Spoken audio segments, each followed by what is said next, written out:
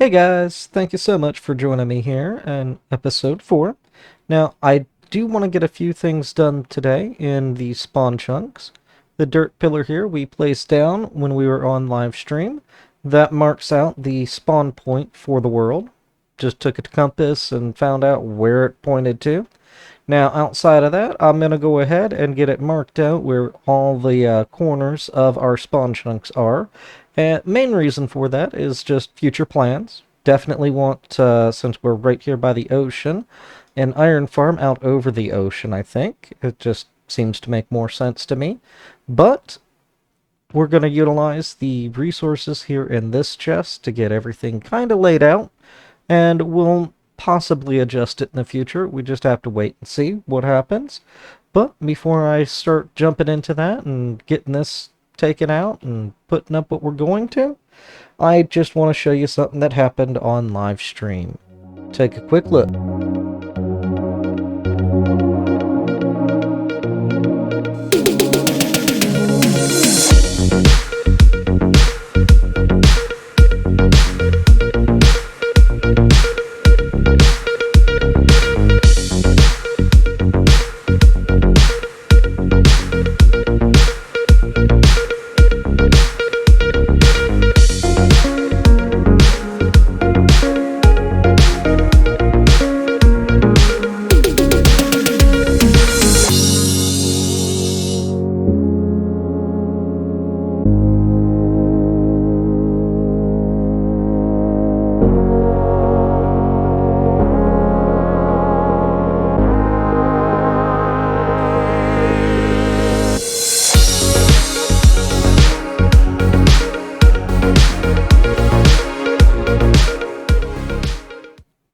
So, as you saw, we kind of had a little bit of setback there. Unfortunately, we kind of lost all of our diamond tools. We did save one in that process, which was our Silk Touch pickaxe, and we never took the diamond hoe with us, so those are the only two diamond tools at least, that we have still to our name. But we're not going to let that deter us. We're going to go ahead and get this taken down.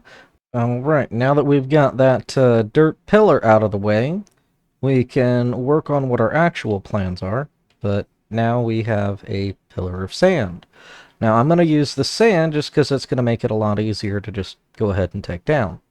And then we are still going to end up pillaring back up. I just needed my sand. We're here at Y level 256. We are at build limit. Now, plans are, we're going to go ahead and come on up here, and we're actually going to go down 2 blocks. Reason is I do plan on putting a glass block with a pane of glass on top of it. Now, this is mostly just because hopefully I plan on putting in some beacons in the future at all of the different corners and right here at the spawn point.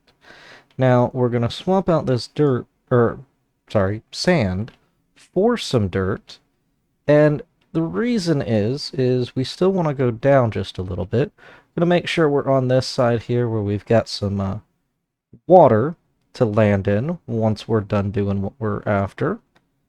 And we're going to come down just a couple of blocks. Go ahead and take a step off the edge and just come out a couple of blocks. Reason for this is right here in spawn, and don't really want it attached to anything, but we're going to take these out and take out 3 more pieces of sand. Place down 1 more glass block, and the reason for that is this way we can go ahead and mark it with a banner that says spawn. Now, reason why I have it under here is that way it's right at the top of the world. We're going to waterlog that, which is why we had to come over here. Waterlogging that glass pane allows it to flow water all the way down, and now we're going to have a nice, wonderful pillar of water to get up. And since we have the entire lake already down there, we're just going to go ahead Get rid of this dirt block and drop on down. And apparently we hit the ground a little too hard. No problem. At least we're right here. We'll just respawn and look, there's all our stuff. What's Minecraft without a little death, right? Now that we're right here and we've got all of our stuff back, the next task we have is putting our torches in our offhand, and we're gonna just do the same little trick to get rid of the sand. Dig it out and hopefully be able to place a torch in there.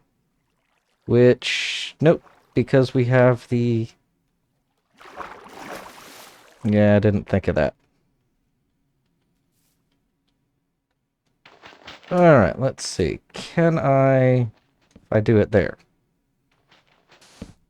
There we go. We can at least do it that way.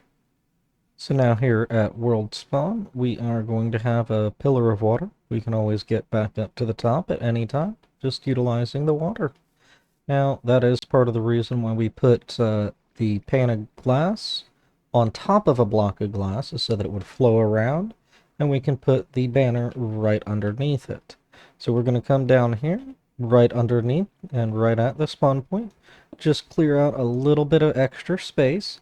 And since it's not quite level, let's just go ahead and get it leveled out real quick. And what we're going to end up doing is putting down some maps. We're going to go ahead and place out where our maps are. I believe that's the right way. Let's find out. Yes. Although now that I'm here, I'm realizing we didn't actually put the banner up there on the map. That's something we're going to have to take care of. And let's just go ahead and fill in the rest of these real quick. It's hard to see whenever you have a map in your hands and you're placing it on the ground. But we're going to have all four corners marked out. Not sure exactly where they're going to fall on this, but we're going to get them marked out. And as you can see, there's a jungle temple on here as well that we came across during live stream. But let's go ahead, take this one back, and we're going to go place 0, 0, as well as mark our spawn point. Marking spawn. Mistakes made yet again. Found 0, 0. So, placing down some dirt, putting down the banner, and marking it. Realized we didn't grab the lily pads. Now that we're back at spawn, lily pads in inventory, comes the fun part. We hit F3 and G. This is going to show our chunk borders. And if I understand all of the Minecraft wiki and the internet things that I've read, from the point that is your spawn, which that block there, in order to find your spawn chunks, you go out chunks at a time, and pretty much the active spawn chunks, which is what we're after, is from that spawn point, 9 chunks in that direction. So this is chunk 0, and then 1. And we do that until we hit 9. And we do the same thing in the other 3 directions. Now, I'm actually going to go out to chunk 10 outside of this, and let's say that this is chunk 9. I'm going to go into chunk 10 and place down a border along here. That way I know as long as I'm inside of it, I'm inside the active spawn chunks. Because there are still 2 more chunks, 10 and 11, that are part of your spawn chunks as well. However, it doesn't render all of the entities and everything, and it's not the exact same. I'm curious about where the active spawn chunks are, so that we can actually get things like, say, an iron farm right there at the edge, where it's still going to actually function. It's not going to disable portions of it. Well, while I was trying to make sure that I counted out the chunks correctly, I realized something. When we hit F3 and pull up our nice wonderful debug screen, it has that spot underneath XYZ. It says block, and then it says chunk. Well, it tells you where you're at within a chunk in the chunk number, which in this case is 0412. Now, as I go out, luckily this is block, or chunk 0. This is chunk 1. So that's going to make it very easy to make sure that we get this right. We're just going to head on out here until we hit chunk 10. So we are now in chunk 10. Now to take that third number, the 12, and add 10 to it, and we're going to go out to 22. Now that we're in chunk 1022, that blue line is going to mark the very edge that I was looking for.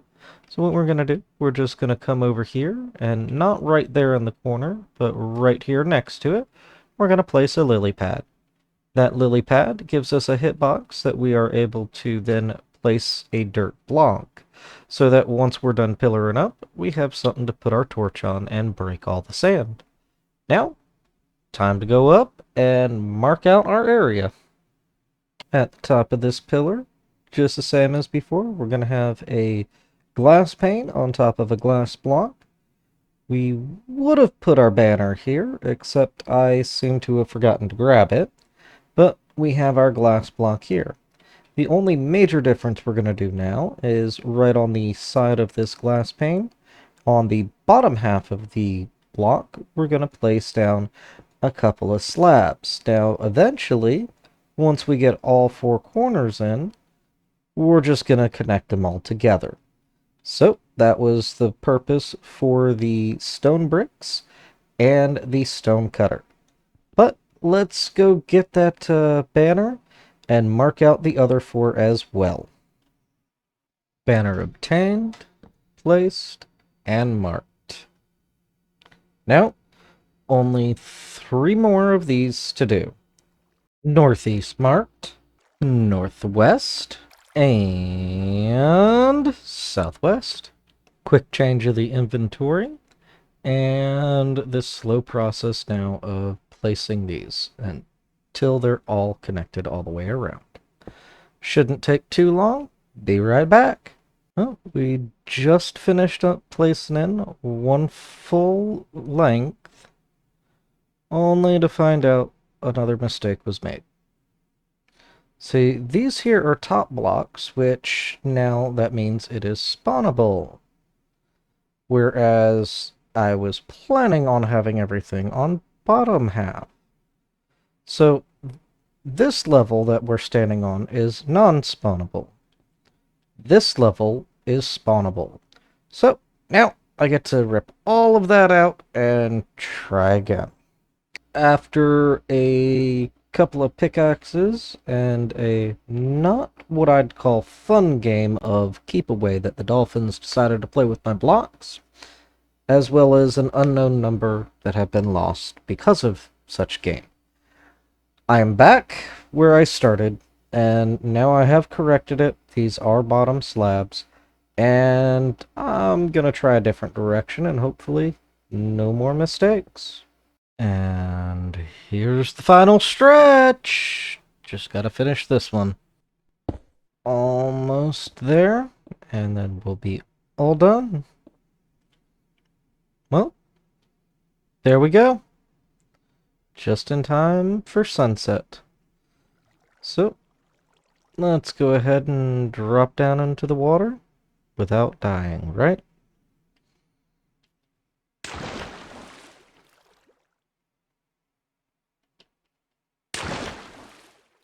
And we made it. Well, guys, I believe that's going to be it for this episode. As you see, we've got our border all the way around, pillars at all 4 sides. They are now on the maps. So we've got those right down here. There's definitely going to be something better that we're going to do instead of just sticking it here in the random hole. But everything is now marked out. And since I've already mapped this particular map and just lost it in lava, I already know there are no villages out there, and I'm not in a hurry to go remap it again. So instead, I'm going to work on getting the rest of these mapped out until I find a village. Plan on doing this one first. hopefully we come across some in there, because next episode I do want to actually get into really utilizing and dealing with the villagers. So I've already got some plans. I've spent some time on the wiki, realized they are going to be a little more... Ooh, I'm gonna stay away from them.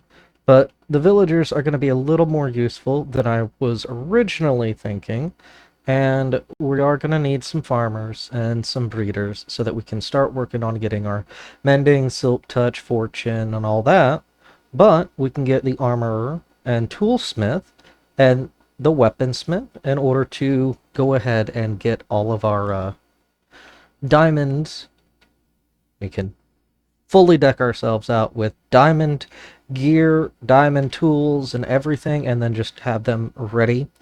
Now, I am, just based off of how everything's laid out, planning an iron farm over here in this corner. That way we can do something for the 0, 0, and then I do plan on trying to do something right here at spawn as well, and make it a little better, make a better map setup and all of that. But those are going to be future episodes. Right now, the vast majority that I want to do is going to require those villagers. So I want to say thank you so much for joining me here.